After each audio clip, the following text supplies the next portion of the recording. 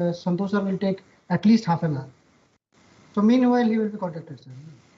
No, so you will be introducing him only after Santosh's lecture. Okay. Vijay, are my slides visible? Yes, sir. Yes, sir. 1 minute. I'll just try to check them. Yes, yeah. Yes. Anil, are you, just give an indication when we are online, in the sense we are in the YouTube. Yeah, before going online, please give a beep or something. Please just give a signal that we are going online, so we will be slightly formal. Anil? Yes. Vijay, is it visible? Yes, sir. Yes, sir. And is it moving? Yeah. Okay. Very nice. Thank you. Anil, you are there?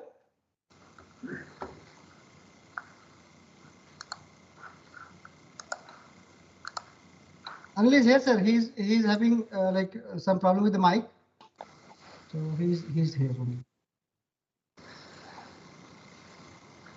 I think we are all. No, we are yes, online. Yes. Anil has already given it live, Yeah, we are live. Three watching.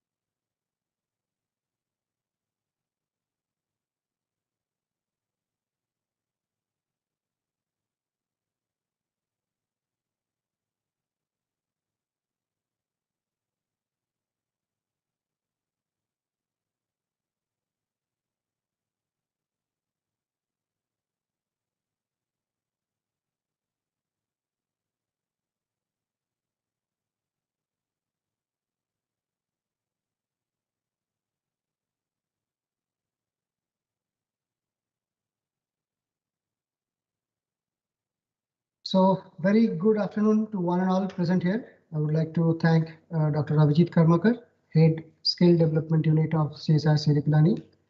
We have two speakers today, Dr. S. Santos Kumar and Dr. Gaurav Pravik. Thank you for taking this like call to deliver a popular lecture for Jigyasa. And I'm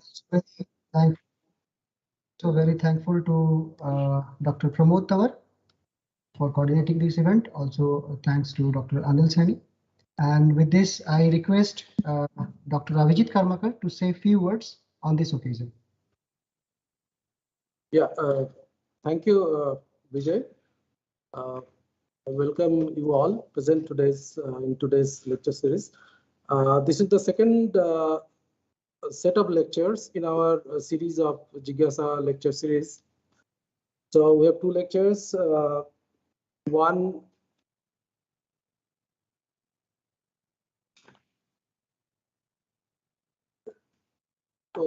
yeah, so there was some echo. Okay. So Dr. Santosh Kumar would be talking on microsensors, a smart way of sensing, followed by another lecture by Dr. Gaurav Pravik on IoT applications, smart connected world. I just want to say we all know sensors and microsensors are very important devices in today's technology-driven society. They collect, in fact, information from the environment and provides, electrical signals. It could be even for blood analysis, it could be transaction physical chemical effects, it could be various material properties, like resistance, piezo electric material, other numerous measurements are there. Could be as well pressure, temperature, accelerator, it all, and it encompasses all the areas of industrial, automotive, aviation, consumer electronics, biomedical, you name it, it is all there. So we eagerly want to listen to Dr. Santosh Kumar's lecture.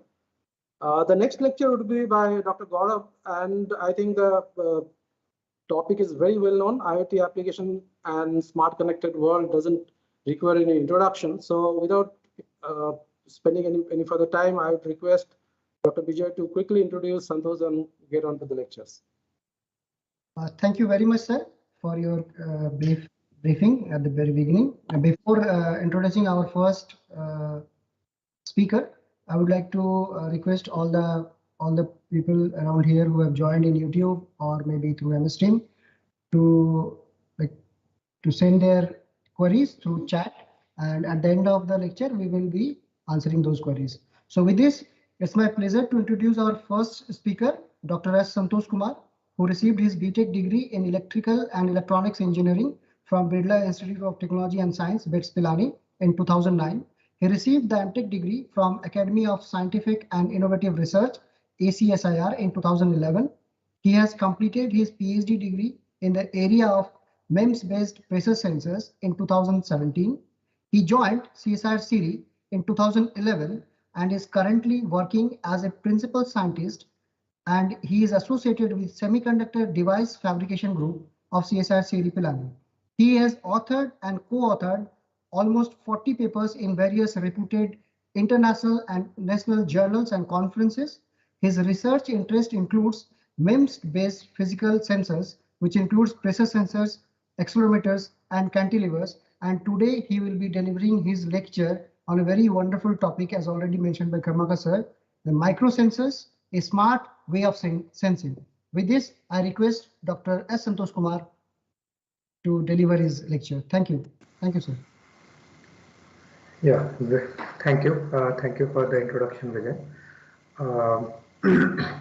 I hope I'm audible. Yes, yes. I'll just share my slide and please let me know if it's visible. So are my slides visible? Yes, yes. Okay, thank you. So a very good afternoon to one and all on this Saturday afternoon. So I'll be delivering this talk on microsensors, a smart way of sensing, under this popular lecture series of Jigyasa. So I have already been introduced by Vijay, so I'll just quickly move on to my topic. First I will give a brief outline of my presentation. So the first thing that I'll be discussing is what are sensors. In very simple terms, what are sensors, so that every one of you can understand. Then I'll be moving on to a very brief again, what does it mean by MEMS, which is the technology, which is one of the technologies by which we make these microsensors. And then I'll be moving on to just giving you a glimpse of what are some MEMS sensors application. Then, so that will be a very brief part of my presentation because the topic is primarily microsensors, a smart way of sensing. So I thought of giving a kind of a case study of a pressure sensor as the example of how you will be able to, through that example, you will be able to realize that how these microsensors are better than the conventional sensors. So that case study would cover all the aspects of this whole topic. So my initial introduction would be brief, and then I'll be moving on to the topic of pressure sensor as a case study, and then through the pressure sensor I'll be showing you various things. So in terms of pressure sensor, first I'll be talking about touching some applications of pressure sensor. I'll be comparing the conventional and the MEMS based pressure sensors. Then I'll be moving to what is called as piezo resistive transduction. So transduction means the conversion of one form of energy to another. So for example, in the case of a pressure sensor, you are converting pressure into another form of let's say an electrical output. So there is a conversion of energy. So how does that happen? So one of the phenomena is by which it can happen is piezo resistance. So we'll discuss that. What is that? And then I'll be discussing that how that piezoresistive transduction is used in a piezoresistive pressure sensor.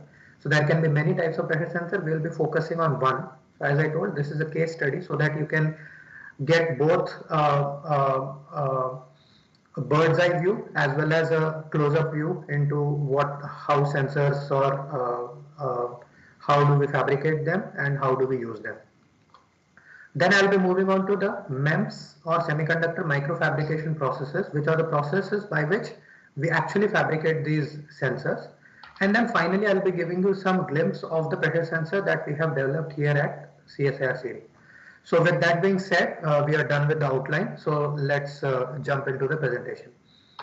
So in very simple terms, sensors means something which converts a physical or a chemical quantity into an output signal which is electrical in nature. For example, let's say we want to measure the quantity pressure, so it will be called a pressure sensor. Temperature will be called as a temperature sensor. Acceleration will be called as an acceleration sensor or an accelerometer. If you want to measure angular rate, it is called as a gyroscope. And magnetic field, if you want to measure, that's called as a magnetometer. So that's just the brief definition of sensor. So now, what is MEMS? So MEMS, as you can see here, consists of four terms: micro, electro, mechanical, system. So that means something. So this is a technology in which we make these sensors. So these sensors are in the micro domain. that is, 1 meter, if 1 meter, so this is 10 power minus 6 meter, that is the micro domain. And there are some electronic component, and there is a mechanical, that means some moving parts are there. So that is basically what a MEMS sensor looks like. So the typical dimension is given by the scale, where you can see a whole range of things and different scales. So you see the domain of nanotechnology and you see the meso scale, but in between somewhere 100 nanometer to 1 mm is the MEMS. So MEMS, of course, the overall devices may be bigger, it may be 10 mm also, but the feature size are of this dimensions. So moving ahead, just to give you more understanding about the difference between a purely electronic component and a electromechanical or a MEMS component. So here you see a discrete, let's say, a breadboard which is populated with transistors, resistors, capacitors, LEDs, etc. So this is purely an electronic circuit where nothing is moving, no moving parts, only electrons or holes, whatever, are moving. And in this case, it is a discrete component because you have different components like transistor, resistor, etc. On the other hand, we can have integrated circuit where in one piece of silicon, you have all these transistors or MOSFETs, all these things, they are fabricated and they are connected with each other to perform certain function. So both of them are purely electronic components. That means there are no moving part. On the other hand, what distinguishes this from MEMS is that in case of MEMS, the right side, this is the example of a pressure sensor. So you see in the figure B, concentrate on the figure B. So figure C is how the sensor looks to you when you buy it from the market. Figure B is what is inside when you open this sensor. So this is how it looks. And figure A is the cross-sectional view of a part of the sensor which shows the diaphragm. So this particular portion which you can see indicated by the red square, that is the diaphragm, which is the moving part. So when a pressure is applied, this will move. And everything peripheral to that is the circuit part. So that's the difference. Like there was only circuit in the integrated circuit and the discrete component consisting circuit. But in this case, you have a moving part, that is the diaphragm, and peripheral to that, you have a circuit also. So it is electronic and mechanical components combined. So I hope that gives some clarity about what is MEMS. So let's move ahead. So let's give you some application of where are MEMS sensors used. So here is first example, which we will be discussing subsequently also. But this is an example of a pressure sensor. So if you want to measure pressure, this is what you will use, a pressure sensor. So there are three figures you can see in this case. So the topmost is the schematic, the middle one is the application where it is used, and the bottom one is how the sensor looks like when you see it under a microscope. So in this case, a pressure sensor is used for tire pressure monitoring. So tire pressure monitoring means that you want to see the pressure of your tires right in your dashboard. So you can put a pressure sensor inside your tire, because if your pressure is not proper in your tires, then what is going to happen is that there will be a lot of wear and tear, and there can be possibility of accident. So this is one application. Just a quick 2-3 applications I'll just show and then move ahead to our main thing. So the second application can be MEMS gyroscope. So as I mentioned earlier, gyroscopes are used for angular rate measurement. So one typical application is mobile phones. So in mobile phones, when let's say you, for example, gaming application, when you are moving your mobile, that means you're giving it an angular rotation. So in such, for example, in a game like Temple Run, when you give it kind of a rotational motion, so the man also moves along with it. Why? He goes left or right, because there is a sensor known as gyroscope inside the smartphone. The third application, just to give you a flavor of what MEMS sensors are, is an accelerometer. So accelerometer, as I mentioned earlier, measures acceleration. One typical application can be airbags. So when, let's say, a vehicle is moving at a particular speed and there is a collision, there is an accident. So what will happen? There will be a sudden deceleration. There was a particular acceleration, but now the acceleration is changed. So that difference of acceleration will be measured by an accelerometer, and it will trigger a bag to come on your face so that you don't hit on the glass that is right in front of you, and that can help in saving life. So these three examples just gives you a flavor of, okay, MEMS sensors are useful and they are used in our day-to-day life also. So now what have we learned till now? We have learned what is a sensor, what is the definition of MEMS, and what is the application, some typical applications of MEMS. There can be many more. Just I gave you a flavor of it. Now let's move ahead into what I told is a case study of what we are about to learn, that is the pressure sensor. Let's give a little background to it and then gradually build up on it. So what is pressure sensing? So pressure, as you know, is force upon area. So the SI unit is Pascal. So what is a Pascal? Force is, let's say 1 Newton force is applied in 1 meter square area. That will be 1 Pascal. So this is the SI unit, but there can be other units such as bar, atmosphere, PSI, torr. These are the typical units which are used for pressure. So that is what is pressure. So where is pressure sensing required? Many places. Like, see, we are coming from what is MEMS sensor and where are MEMS sensor required. Now we are narrowing down into pressure sensing. Where are pressure sensors required? So pressure sensors are required, as I showed earlier, in tire pressure monitoring. But there can be other applications such as you can measure the altitude of a UAV or drone called in common language or an aircraft using a pressure sensor. So all of you know, you can see this graph that as you go up in the atmosphere, the pressure is going to reduce. So if you can measure the pressure, there is a correlation of the pressure with the height. So that means if you measure the pressure, you can tell the height. So this is used for altitude measurement. This is one application.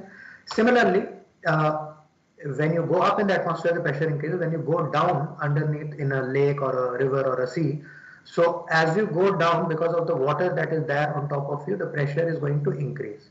So you can use pressure sensor for something called as a dive computer, where it is again used for depth measurement.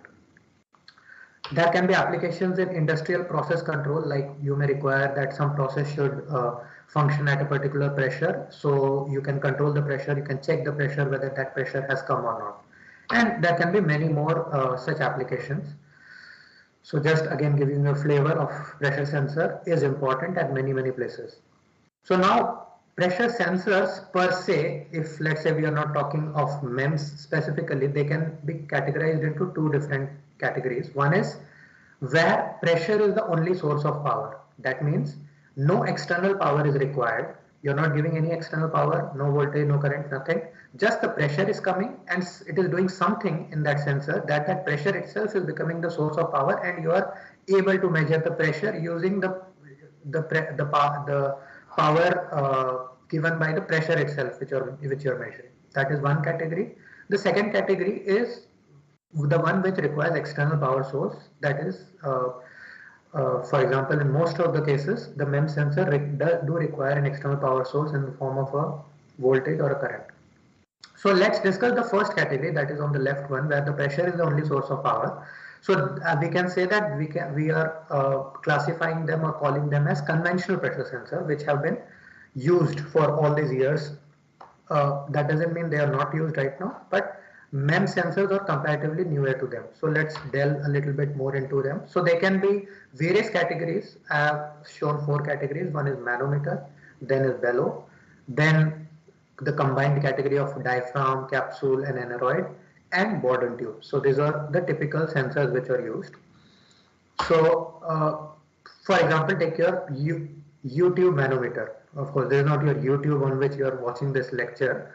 This is a U-tube, means it is a tube which is a glass tube shaped in the form of a U, which is hollow, and you can fill in mercury into it.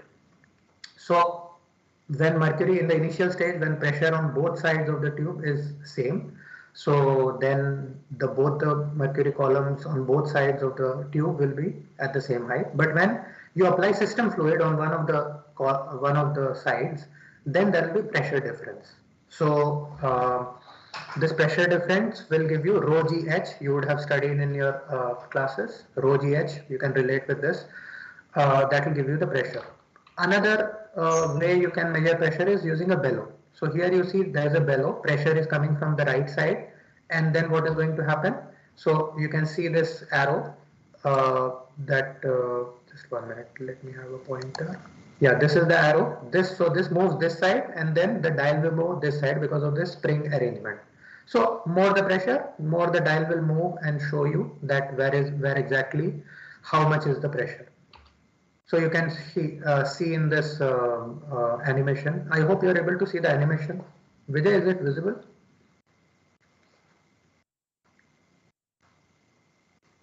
Animation is not there. Animation is not visible? Yeah, in the right side. Yes, it is. Yes, yes. It is visible, no? Okay. Yes. So let's move ahead. So this another form of pressure sensor is a capsule. So capsule is nothing, two diaphragms. This left one is also a diaphragm, right one is a diaphragm, and there's a hole. So when you apply pressure, the pressure will fill inside this capsule, and therefore it will be like, just like a balloon inflates. It will be inflated, and there will be motion. If you connect many capsules one after another, so you can get more motion. That will make your sensor sensitive. So that is one kind of measurement, and this is used in something called as an aneroid. So here you see atmospheric pressure is coming on this series of capsules. So when this goes down, so then the dial will go up. So more the pressure you apply on this aneroid cell, you can see the higher pressure will be reflected here.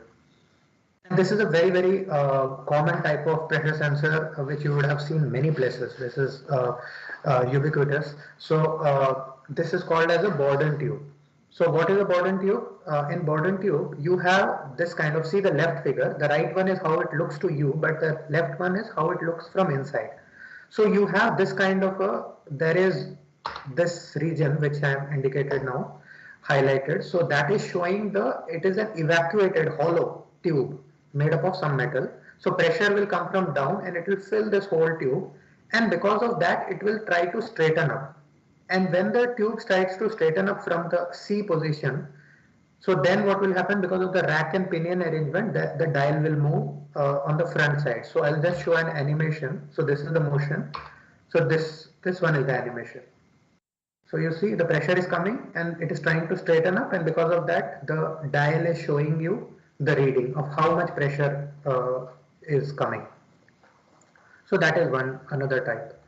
So yeah, so now we are done with the conventional type. So these were the typically used pressure sensors. So now let's come to specifically, okay, our topic is MEMS pressure sensor. So what is a MEMS pressure sensor? So MEMS pressure sensor is, this is like definition, forget about it. What basically happens is there is a mechanical structure, and because of the effect of pressure, the mechanical structure is going to move, and that motion of that mechanical structure is going to be converted into an electrical output. So that's what in essence pressure sensor is. Mechanical structure is there, you apply pressure on the mechanical structure, the motion of the mechanical structure is detected in some way and converted into an electrical output. That's what is a MEMS pressure sensor. So what is the advantage? So we showed first category where I told conventional pressure sensors, but now this is the MEMS pressure sensor. So what are the advantages of these kind of sensors? They are very small, as you can see in this figure. Compared to a coin, it's just so small. Compare that to a YouTube manometer, which was so big and bulky. So this is very small. That's an advantage, because you often require, like if you require a pressure sensor in your mobile, so it can't be very big as I showed you the earlier sensors. The second advantage is that you can fabricate multiple sensors at one go. So that reduces your time and cost. So the right side, I will come to this, so you need not worry, but just understand for the time being that many sensors in one go I can fabricate. And the third advantage is output is an electrical signal. Why is this an advantage? Because see, in all the previous sensors which I showed you, the output was something visually, like you have to see it, and then based on seeing that you have to take a decision. But let's say you are in an aircraft and the cabin pressure is going down. So there's no, not that somebody will be sitting and he will be observing the pressure sensor and then he will drop your oxygen mask. No.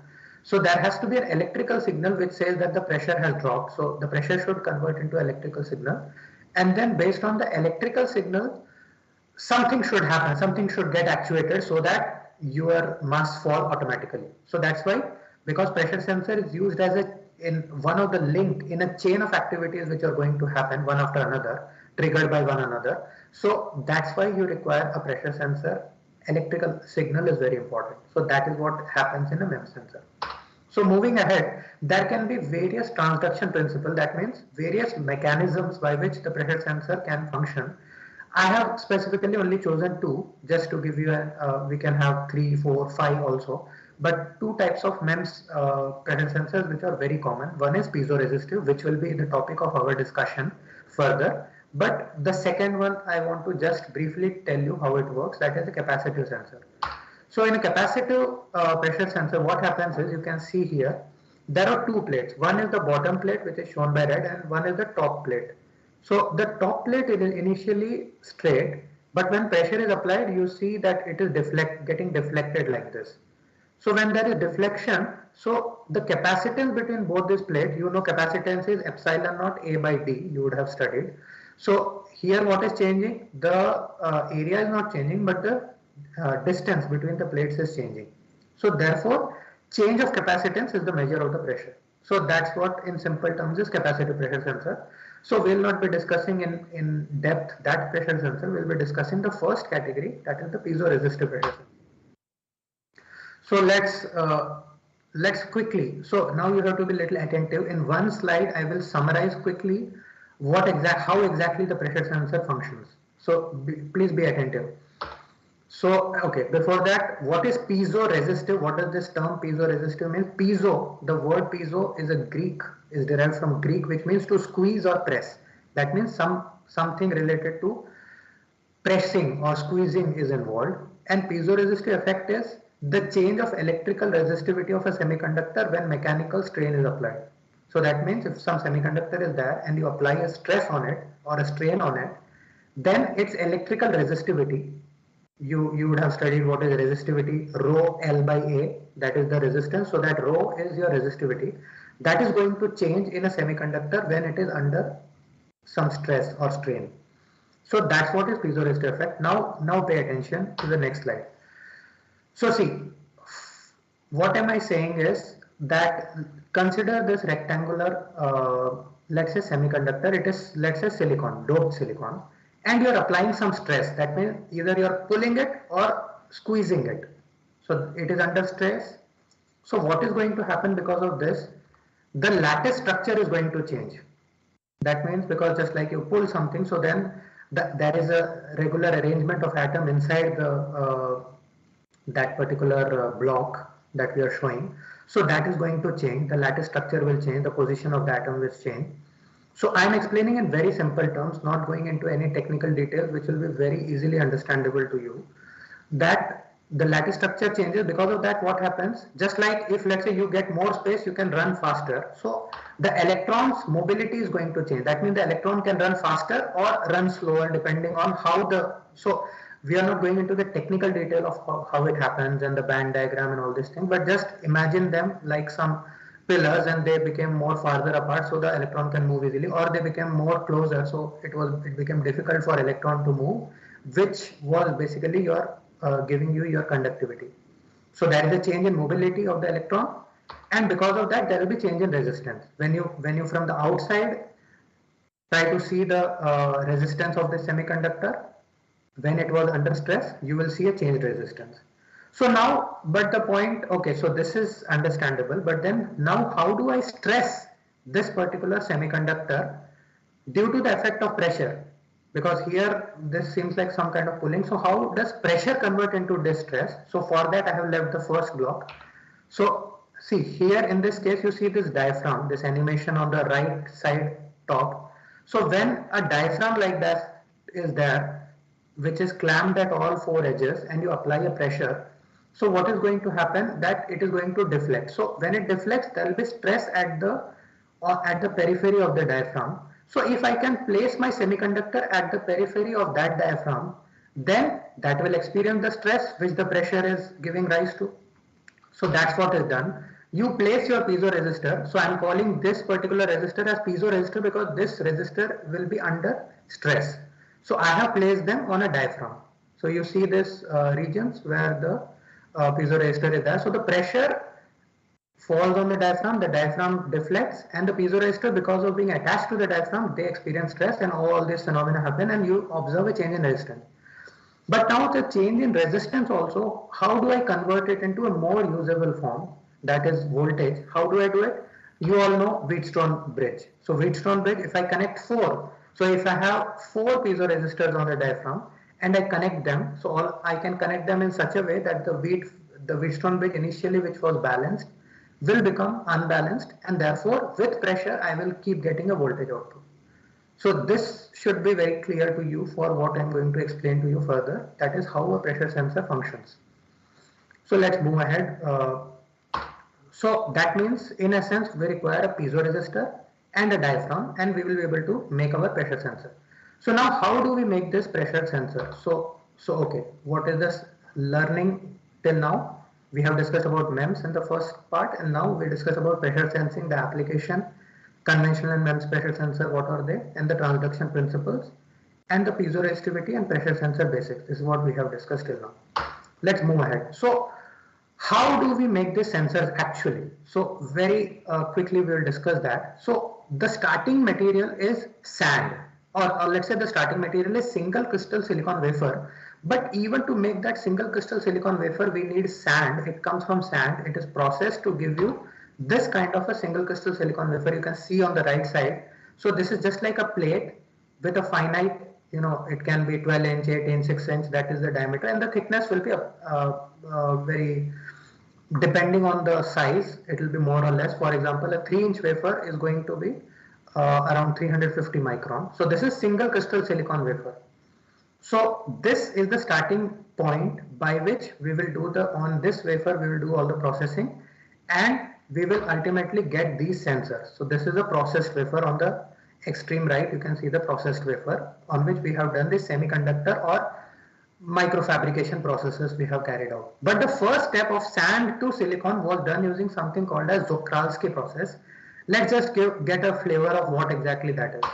So these are the process. You start with sand, you do coke reduction, you convert it into metallurgical grade silicon, react it with hydrochloric acid, make chlorosilane, distill out trichlorosilane, and do the reduction with hydrogen and get polycrystalline silicon, and then from that convert the polycrystalline silicon to single crystal silicon, and then by some dicing operations, sawing operations, you are going to eventually by chemical and mechanical polishing convert it into polished wafers which are usable for you to do all the semiconductor fabrication process.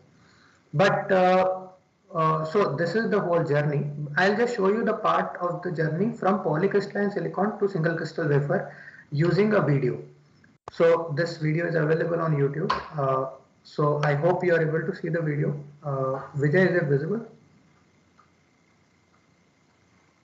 Visible. Yes, yeah. Visible. Yes. So you can see in this video, you have this, just like you melt something, you need a container. So you have this kind of a container, graphite, which has covered with graphite, and it's quartz container. So you melt the silicon, the polycrystalline silicon, and then you bring a seed crystal. You just touch it to the polycrystalline silicon and start lifting it with some rotation. So because the top seed crystal is single crystal, so then the whole, this kind of a cylindrical structure ingot you will get, which is also made, this is single crystal, fully a single crystal silicon. So once you get this kind of an ingot, what is going to happen? You cut the front and the back part, you make it desired diameter, you cut a flat for identification purposes, and then you are going to use this kind of a sawing equipment in where the you can cut this whole cylindrical kind of a single crystal silicon into small wafers, many wafers for a particular thickness. Then you will do some polishing because you have done a lot of mechanical operations, so you need polishing for mirror finish, which is required for your further processing. So this is how you will polish them. This kind of a tool is there, and then some chemical treatments also you will give for removing the roughness of the wafers, so the damage which has happened to the wafers. And then this is the chemical mechanical polishing, which will finally happen with a pad and a slurry. So the first one was lapping operation to make the diameter, and this one is the polishing operation. Yeah. And then, yeah, so I'm not a dealer of microchemicals. I'm just taken this video from YouTube. Okay, moving ahead. So these are the semiconductor fabrication processes which we use.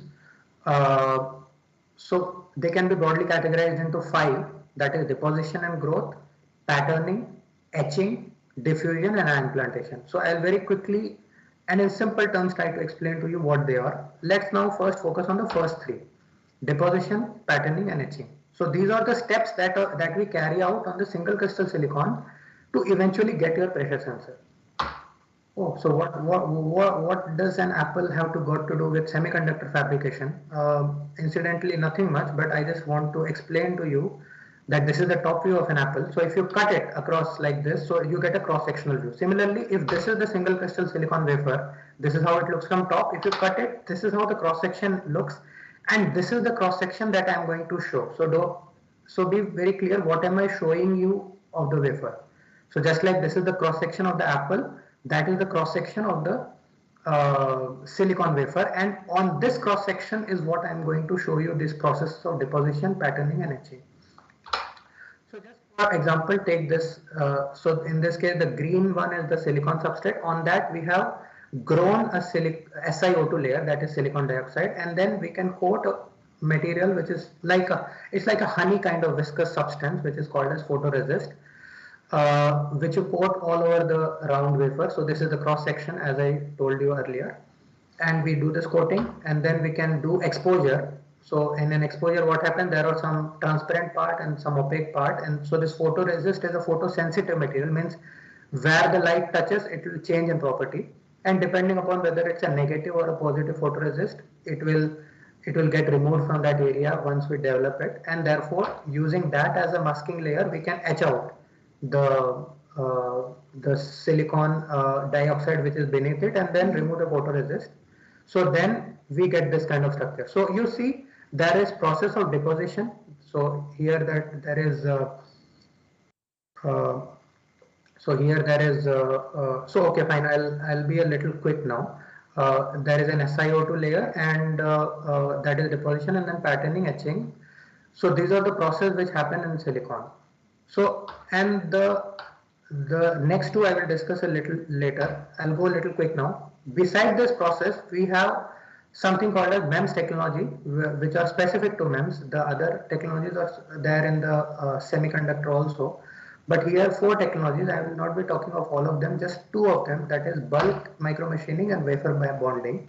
So what happens in bulk micromachining is that you have a wafer and you can make large area of the wafer you can etch out to get some structure. Like in this case, if you remove this kind of area, then you get a diaphragm. So, and wafer bonding, what happens in wafer bonding? You can bond a glass and silicon wafer using certain processes. We don't have time to discuss that. Let's move ahead. So bulk micromachining, take the example, we have a wafer, we grow oxide on both sides, we do resist coating, we pattern the resist from bottom, we etch the oxide, remove the resist, and then in this kind of a setup we can do bulk micromachining where you have this etchant called as a TMAH solution.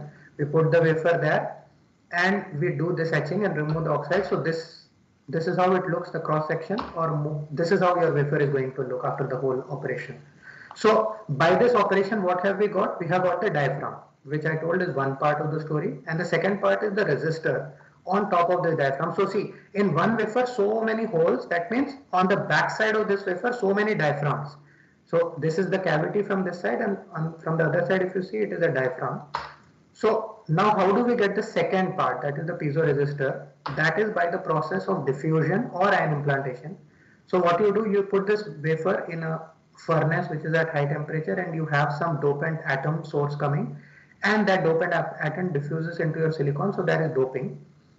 And that same process can be done using ion implantation, but you have here some kind of a mechanism to hit your target with high speed of this ions like phosphorus or boron, whatever you want to dope the silicon with. So this is how your resistor is. So the bottom, right side bottom, if you have this n-type wafer, if you dope p-type and we take 2 connections, so this will become your resistor on the wafer. So with that being said, okay, we have learned till now the MEMS, what is pressure sensing, and the microfabrication, all the basics. Now, very quickly, I will give you in 2 minutes the glimpse of what is the sensors that we have fabricated in series, so that all that you have learned till now, you will see that in practice. Just in 2 minutes, you will be able to understand that. So this is how our sensor schematic is. Left side shows the top view of our sensor, where you have 4 piezo resistors, as I mentioned to you, Wheatstone built, they are connected, and the right side is the cross section view, as I showed you earlier. So you can make a cavity, and then there is a Pyrex glass, so that is stuck on the bottom, so that you get a cavity, this kind of a cavity which is at a particular pressure. So how do we make, so this is the whole fabrication process. We don't have time to discuss this, and just understand that A, B, C, D, E, F, G, S, like this, different processes happen in which you make the diaphragm, you fabricate the pressure piezo resistors, and one more additional step which I did not discuss, you make the connection between the piezo resistors using some metal. So finally, this is how your wafer is, and then we cut this wafer. So this is how we cut the wafer into small, and you will get this kind of singulated dies. So many sensors from one wafer. So as this animation shows. So this is how each all the single sensors will look like after your wafer is processed and it is diced. This is how your sensor looks like. So we will take one sensor, we will put on something called as a header. So because the sensors are very small, how do you take electrical connection? So you now put it on a header, and you can see this thin wire, gold wire, going to your sensor, and then it is giving you connection to the macro world. So this is the sensor chip, and this is the header, and these are the small wires which you can see. And then now I put this header in this kind of a setup, so that I can apply different pressure on the sensor and check the output. So this packaging is done, and then I put it in this kind of a characterization setup. You can see this golden part is my pressure sensor inside that particular packaging arrangement, and then I apply different pressures, and I measure the voltage output. Because it's a Wheatstone bridge, I apply pressure from here, the pressure controller, I give the power supply, that is the voltage bias, and then I measure the voltage output using a digital multimeter. So what is the output? This is the typical nature of the output that I will get. So it will be not linear, it will have a particular, this kind of, let's say, a curvature to it. So you will have a particular sensitivity and a non-linearity. So we'll not discuss what that is exactly, but I'll just show you the result of the sensors that we fabricated. So this is how it looks like. So this is the sensitivity. So you can see at different temperature, the sensitivity is different. That means with pressure, the output voltage is increasing, but the increase is little different for all 3 different voltages. And then the non-linearity is also different at different temperature. Why is it so, and all those things is not very important for us right now. Just I wanted to give you a flavor of the whole process of how it is fabricated, and then how we characterize it and what is the output. So I hope by this case study of a pressure sensor, I could communicate to you how a microsensor is actually used, how we fabricate it, what are the application, and how we test them. So that was so this is finally the learning summary, where we discussed the MEMS as a topic, then pressure sensing, then the field of microfabrication, and then finally the MEMS piezo resistor pressure sensor, which was developed at CIRI. So thank you very much for your attention, and if you have some questions, I'll be glad to answer. Thank you. Thank you, Dr.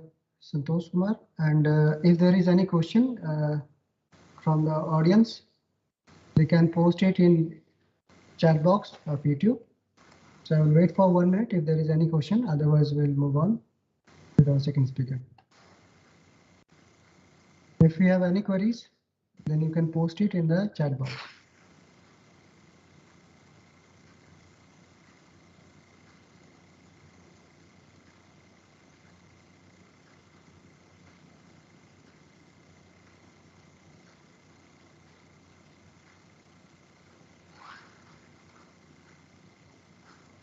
There is one question from Rishabh Pandey. Is mass flow controller and pressure controller same? No, mass flow controller is different because in pressure controller,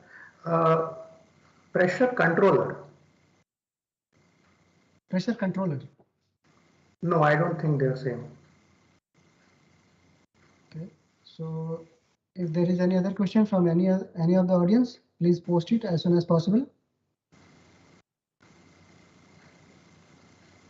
Okay, so meanwhile, even during the second lecture, Dr. Santos Kumar will be with us. So in between, if you find any question, then you can post it so that after the second lecture, we can come back to your question.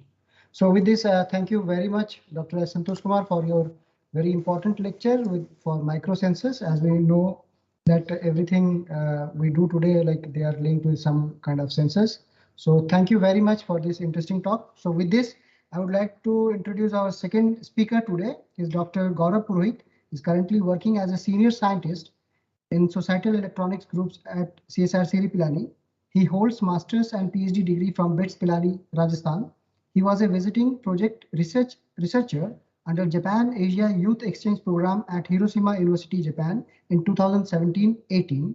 He has led and worked in various projects which includes air pollution monitoring applications, IoT-enabled cloud communication for structural health monitoring applications, AR/VR virtual labs, and NAND flash memory controller design. He has published many research papers in the area of wireless communication and machine learning.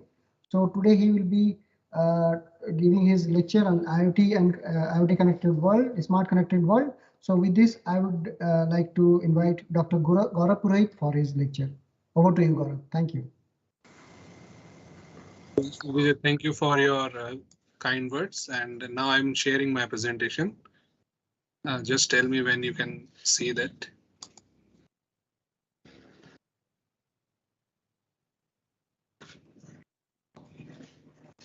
Yeah, so can you see my presentation? Yeah, it is visible. Thank you. Carry on. Okay. Yeah, so good afternoon to all my students and all the participants.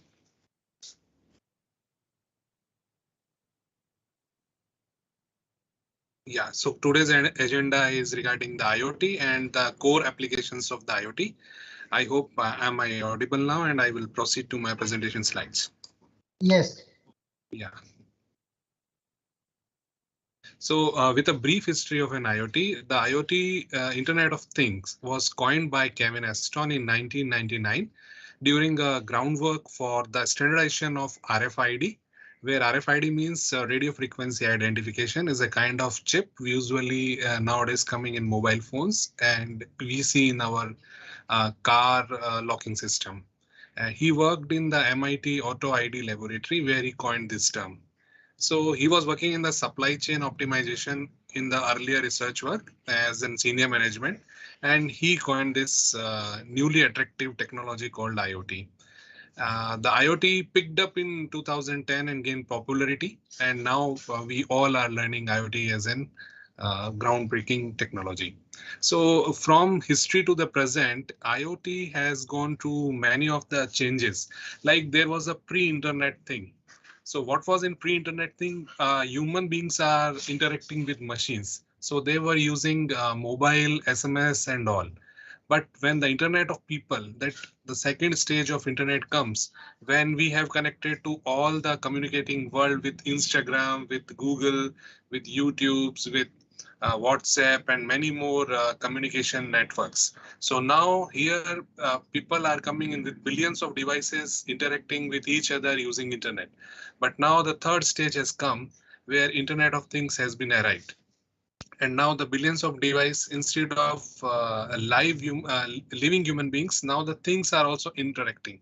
So inanimate these devices which are now talking to each other.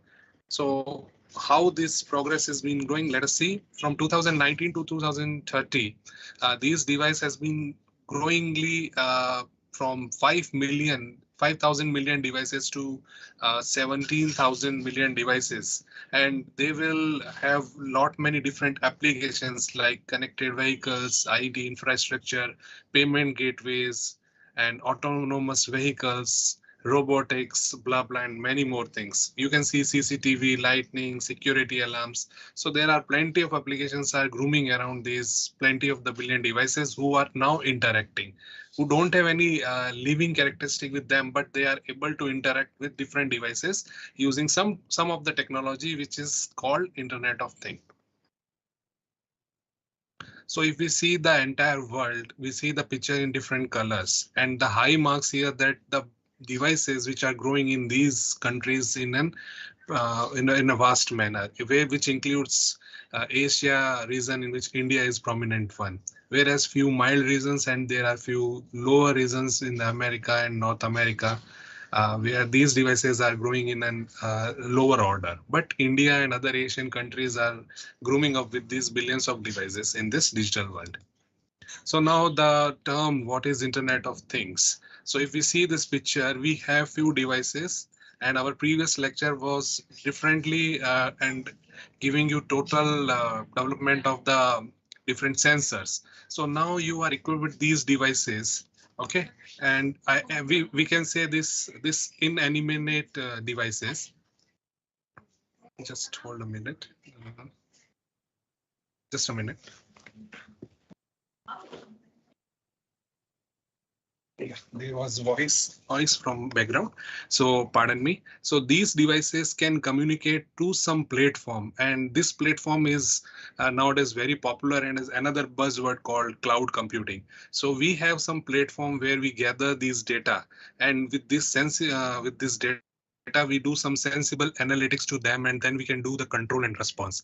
So in a nutshell, what we can say, Internet of Things is a platform where regular devices are connected to the internet so that they can interact. The first word is they can interact, then they can collaborate. Why? Because individual sensors have some meaning, but if this information being collaborated together and get exchanged, then they can give an very sensible information and give an appropriate analytics which can give an good information regarding the application.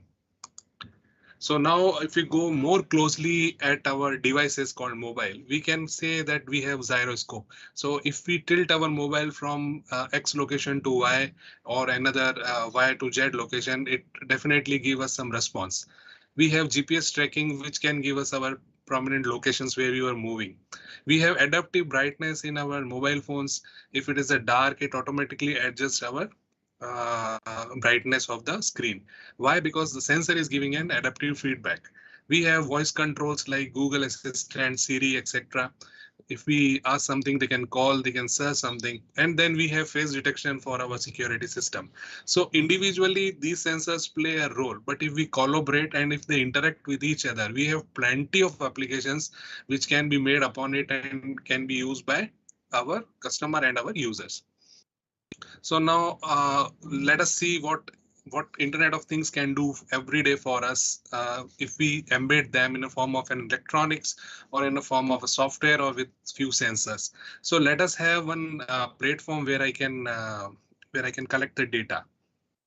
Okay, and now we have our home. So home is having a locking system. Home is having many devices like heating and AC and all, and we have many lightning devices in our houses. So these are actually prominent source of devices which we can control smartly.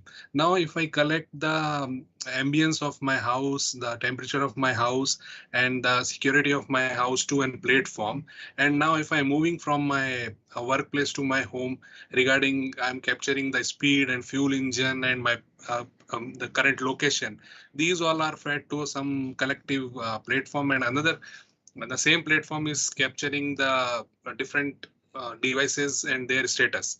Then these two information system can interact and analyze and give me a feedback to each other that the person is coming to home. Now he is able to arrive to the parking system. Now the house should be automatically open.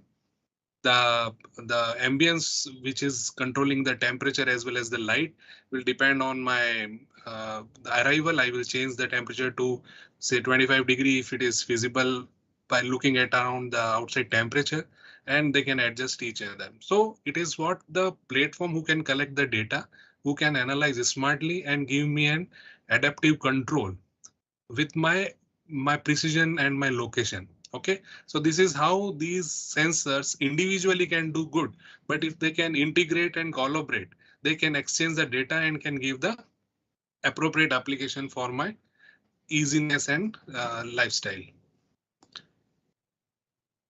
Cannot move ahead. So if I say what is IoT, IoT is trying to expand the interdependency of human to interact, contribute, and collaborate with these things. Okay, so what is the need now? So now take as a use case. There is a patient who is having lot many care devices associated with him, and he is not having an expert system or expert person every time attending him. Okay, all the sensors are giving data and they are going to an collective platform. Now this platform is giving some alert regarding his ECG or say blood oxygen or SpO2, and then the gathered data has been transferred to the hospital due to irregularities monitored on the patient's bench. These irregularities has been noted in this and recorded in this platform and prominently updated in the hospital, and the hospital gives appropriate response and the quick healthcare back to the patient is having on the healthcare device. So he can easily send an ambulance. Okay, you can go there and pick that person to the hospital if required. Okay, the ambulance can reach there.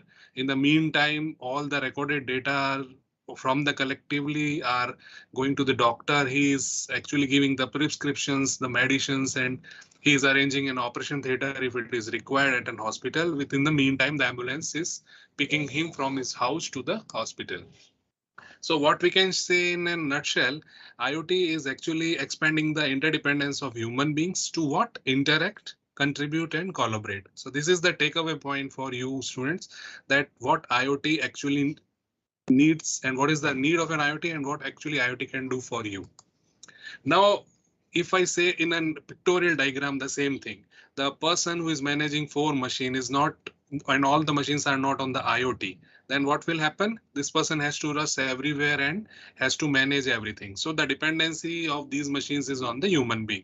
So they cannot interact each other and they cannot know the status of each other. But if IoT is there, then what will happen? There is a collective platform who can integrate the information of these two systems, and all these systems can be manageably remotely by this human being. Okay, so this is how IoT can help a human being in optimizing the resources and living the life in an easy way. So now the main topic, what are the applications of IoT?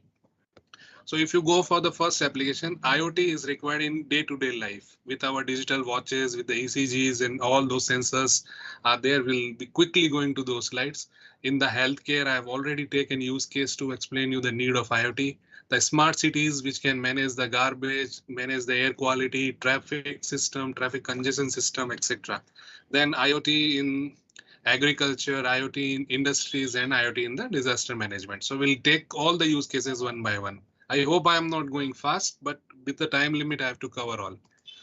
So first of all, just take as in center your device as an AC. So AC is having an sensing system, which is actually looking upon the ambience temperature, and it is giving a feedback messaging to a person who is at outside the house. And he actually knows that, okay, AC is maintaining the house at 25 degree.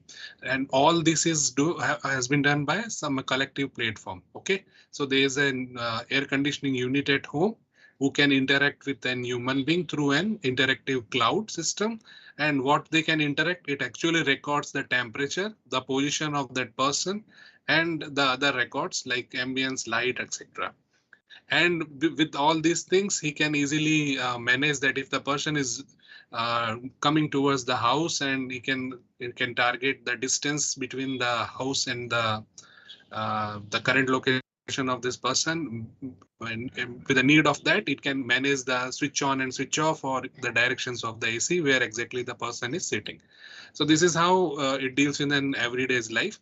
But if you go beyond that, it can goes to the shopping, it can go to the analytics, it can go to the computer, music system, home lighting system, wearable. So IoT is now every day, and it is actually with all the devices which are nearby to you and within attached to your body, like wearables, or if you are using something, they are also adapted in all those technologies.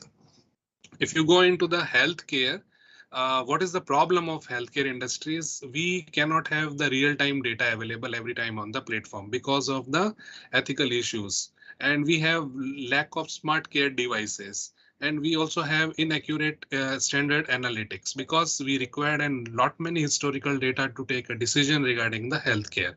So clinical research is always looking upon those solutions which can help them into the collective of those records, and you can manage the smart care devices and given better record and better analytics for a given patient and given accurate standard analytics instead of the fuzzy one.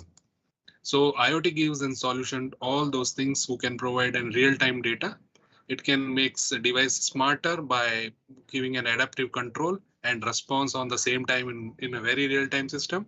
And it can provide an superior far analytics using AI and all which are available. That is artificial intelligence and machine learning technology, which clinical research people can easily do. So what they can do, they can give an they can bridge a gap between the healthcare devices and the assistive health, which is not available into the remote places, like the places where the less doctors are there and the feasibility of good machines available to them. So at that time, you can easily track their records and give them available feedbacks through lot many IoT devices.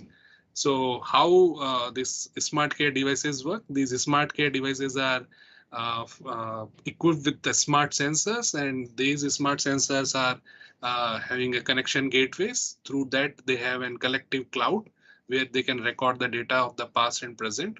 And then they give these connectivity systems to the smart dashboards where the expert can easily see the record of their patients and can give the adaptive response to them.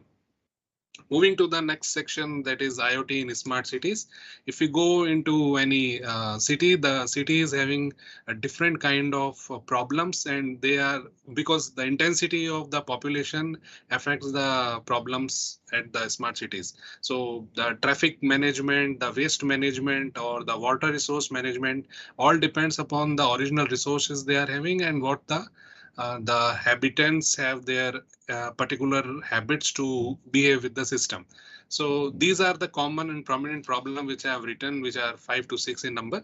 So these issues are well equipped in all the cities, and their intensity depends upon their habitants and the kind of risk and the kind of atmosphere they are having. So if you go into such cities, we will take an example of a smart device called camera. So camera is actually, we have in city, let us suppose a city A, it is equipped with these smart cameras, and each of the camera is actually uploading the behavior of the traffic and the road behavior to the network gateway. So let us suppose a day come when a road is under construction and the camera is already getting those kind of data from the municipal corporation that okay, the road is under construction. So what it will do, it will actually inform the citywide monitoring system that okay, this particular road A number is under the construction, and we don't have any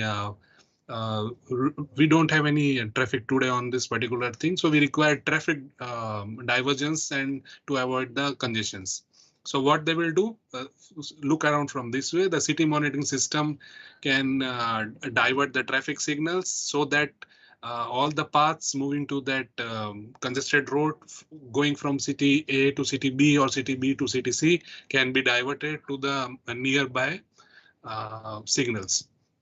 Using this, the congestion has been avoided, and each of the person who is driving on the respective roads can get radio signals, or either they get some messages, and further they get benefited because if the city and then house building are also equipped with the same traffic which is actually been under construction, then they can presume that okay, today either we have an holiday or we will change the prescribed time of picking and dropping of our students or our kids. Looking to the next section, that is IoT in agriculture. If we go into agriculture section, we know India is in a vast practice of agricultural things in our around country, but the most important problem is everything is mechanized by human beings. So there is an inaccuracy in the practices of agriculture system. We do not know how much medicines we have to give to our crops, when to give the water, how to reap it out, what is the appropriate time for that, what should be the labor and the training cost, and the irregularity of the physical monitoring system. So all these problem again can be bridged by the availability of different type of sensors which can sense the soil moisture, the quality of the crop has grown by the camera system, by maintaining the records and by maintaining the appropriate data. So let us take an example of, say, precision farming or smart irrigation or, say, smart greenhouse. All those applications of IoT require different kind of sensors which can tell us whether the crop requires water or what kind of minerals are not available at this particular area. So how to feed it them, when to feed it them, and how much the quantity we have to do that. So this kind of thing can be known from an expert and can be adjusted, and then the different sensors can automatically do such things for our agriculture. So now what we will do, let us say this is our greenhouse system and this is equipped with the sensor and the actuators. Okay, and then we have the control and the switch gear. So these are the two hardware system which are actually controlling the feedback mechanism from the expert to the greenhouse system. Backend of these, we have the sensors which are giving the illumination so that we have an appropriate sunlight system in our greenhouse, or we have the water system, or we have the air control system with then motor control.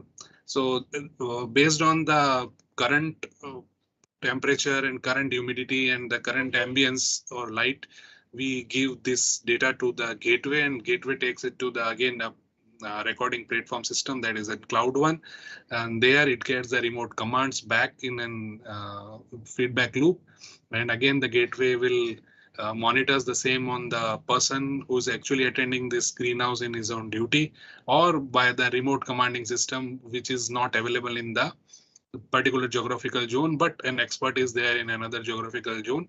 He can also see those things and can give them feedback.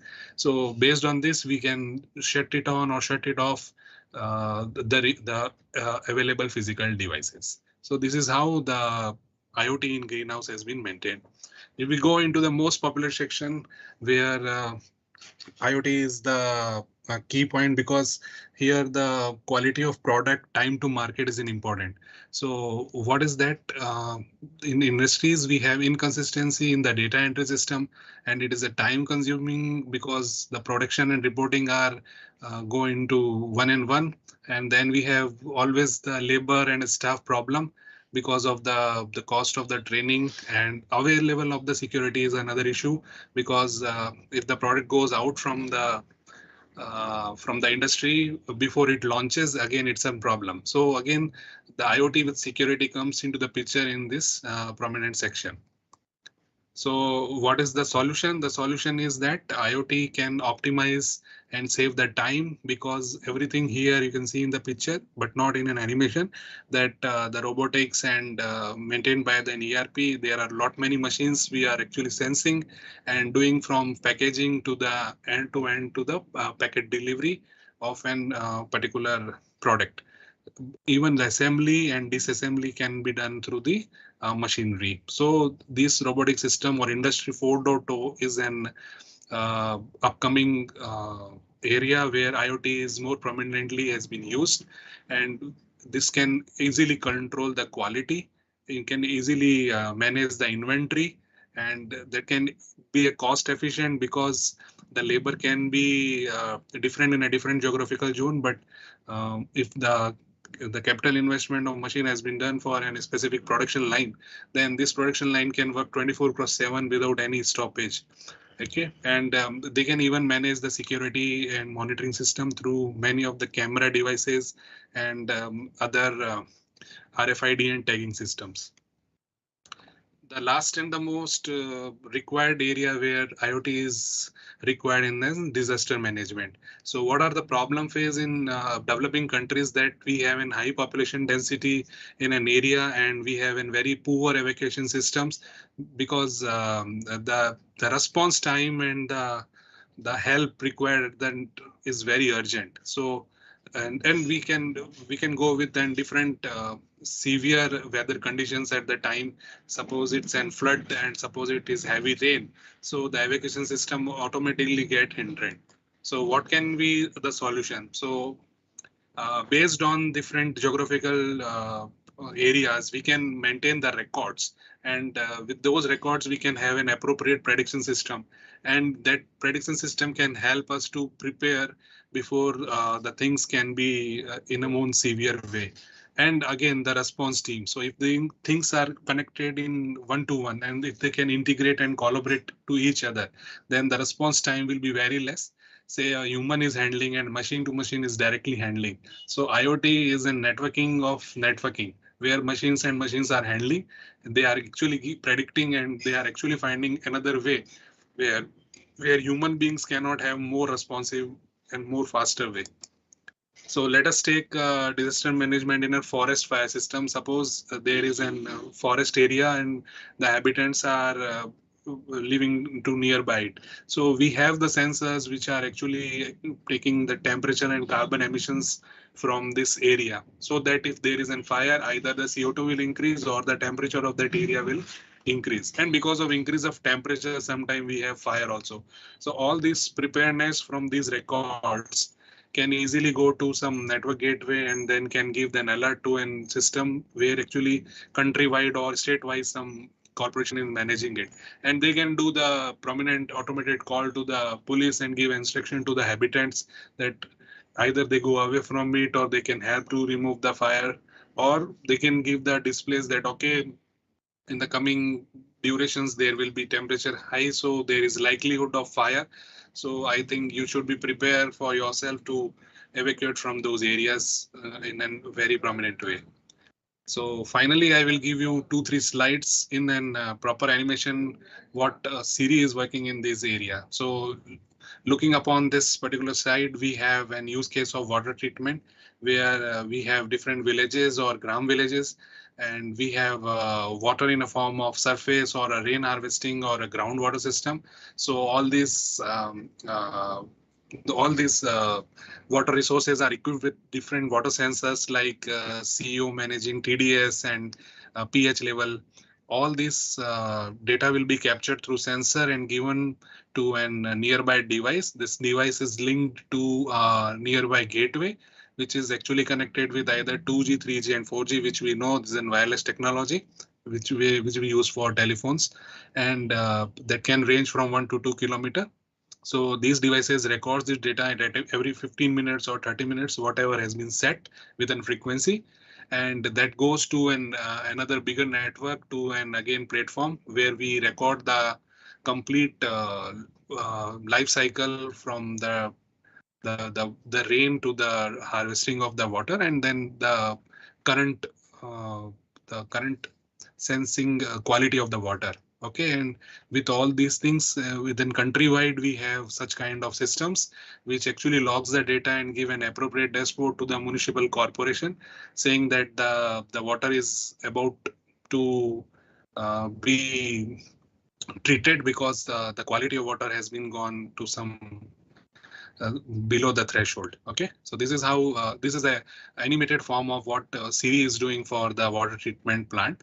And next one is the precision agriculture, where a Siri is actually having a large field area, and we have a different crops from different variety, and with those we have a sensing device again, which actually sees the moisture of the soil or the level of the minerals the soil required to grow the crops properly.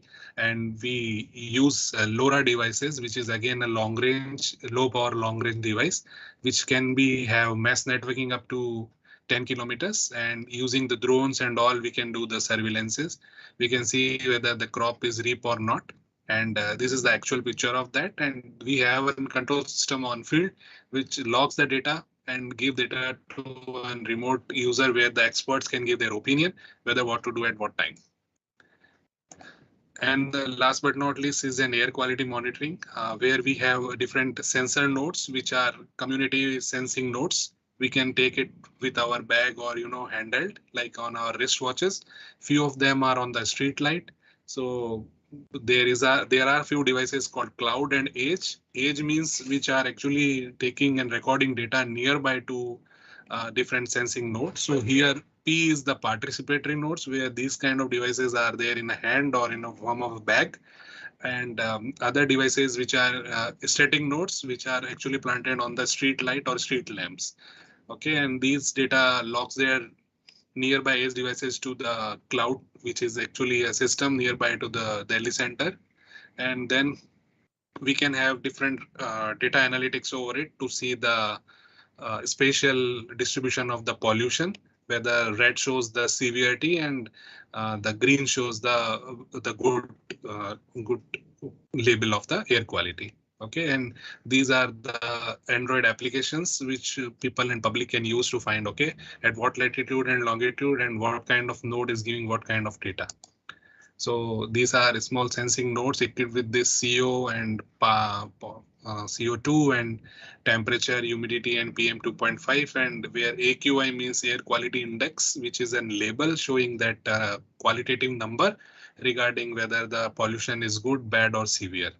So this is the entire cycle, how the environment and the sensing nodes come into the picture, what are kind of the prominent pollutions, like, and then what are the effects of those pollutants on the health, and how the data pre-processing can help to remove such kind of problems to the nearby public. And this is where the hardware and other AQM model come into the picture, which gives you different kind of dashboard and applications and Android apps to show you the abstract level what is the exact pollution now has been sensed with this sensing nodes. If you go more in the agricultural mandi, you can have the greenhouse, which I have already shown. So all the silos, how this silos has been maintained, whether the crop is spoiling or not, where the section A, B, C, D, where these chambers are been there, have a appropriate condition for preserving those food quality or food or not, and then how this has been transferred to the sensing nodes and again to the cloud server, where the dashboards and apps are there, monitored by the silos management system.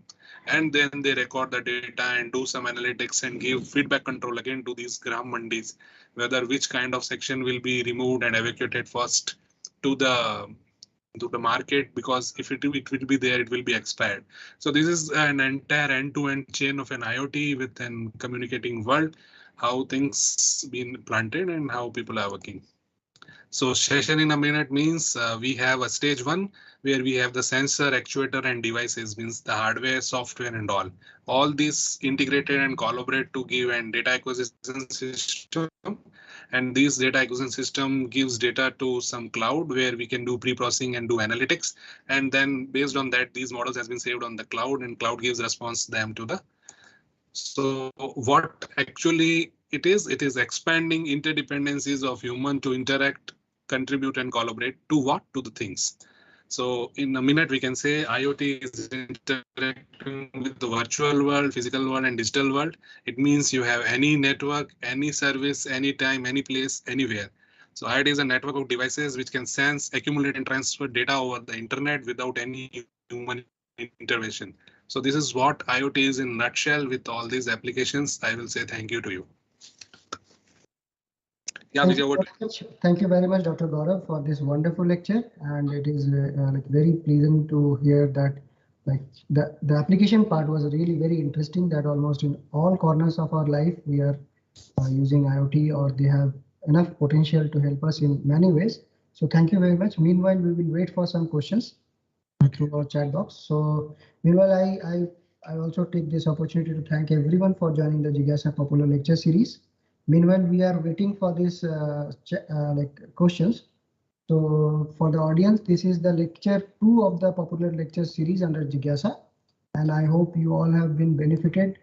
I request Dr. Anil to please enable the chat so that if at all somebody wants to have some queries, they can ask. Yeah, so I hope you all have been benefited by these lectures. And for the audience, next week we have 2 very important lectures to follow today's lectures. Like first one would be 5G technology, the impact and its expectations. And second one is electromagnetics, the journey from wires to wireless. So audience, if you have any question, please post it in our chat box.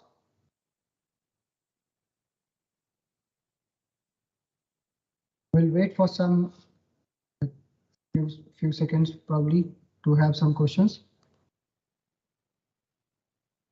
I hope we have completed the things on time, Vijay. I hope. Yeah. And very interesting actually. I think it was very nice.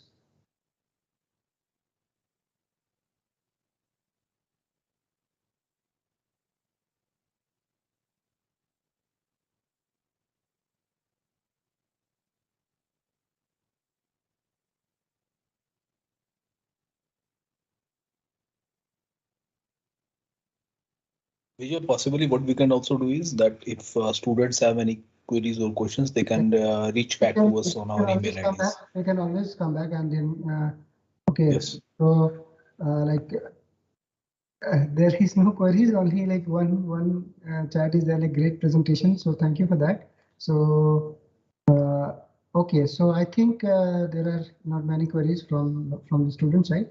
So thank you, Dr. S. Santos Kumar and Dr. Gaurav Pravik for your wonderful lectures and for giving your valuable time for this Jigyasa lecture series.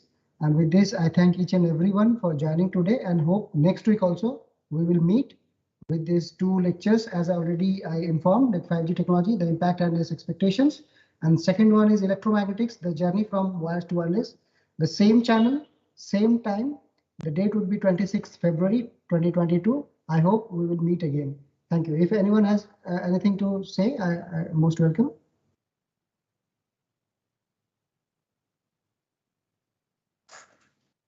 Okay, so I thank everyone for joining this wonderful lecture series. Thank you. Thank you. Thank you. Thank you.